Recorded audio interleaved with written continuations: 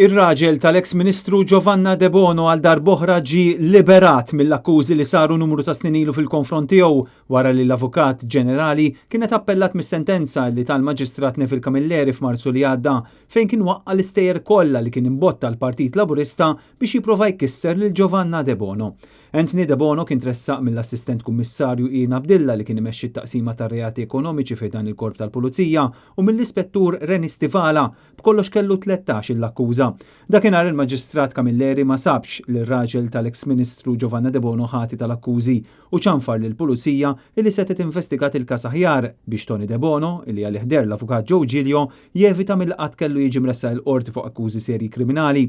Issa, in-nuqqas taħtija kienet konfermata fl-appell b'deċiżjoni ċara mogħtija fil-qorti tgħawdex mill-imħallef Consuelo Sher Herrera li fis-sentenza tagħha qalet kif il-każ imressaq mill-prosekuzzjoni kien debboli u purament ibbażat fuq suspetti infondati u konġenturi. Għal-qorti x-xhieda ta' dak li ingħata l-whistleblower status Joseph Kauki ma kienitx kredibbli u affidabbli, tant li x-xhieda mresqa mill-prosekuzzjoni ma jikkollaborawx ma' dak li xedt l-istess Kauki illi għalih kien der il-Prim Ministru Robert Abela dak iż-żmien fil-kapaċità ta' avukat.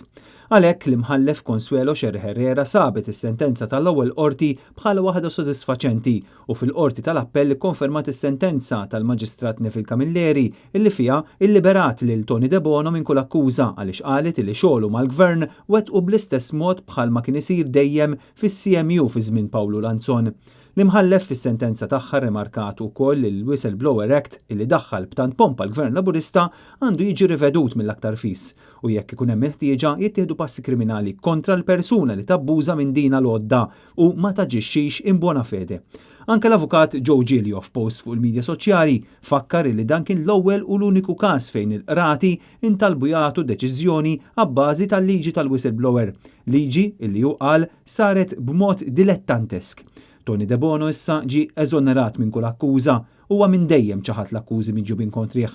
Intant wara din id-deċiżjoni fl-appell il-kap tal-Partit Nazzjonalista Bernard Gregg qal li hu jistenna li minnu fih il-Prim Ministru Robert Abela jagħmel apoloġija f'isem il-Partit Laburista. Dan wara l-kampanja tal-assassinju tal-karattru li saret fil-konfront tar-raġel tal-eks Ministru Giovanna De Bono li minkejja l-isforzi tal-magna ta' propaganda tal-Partit Laburista ħareġ liberat minn kull akkuża.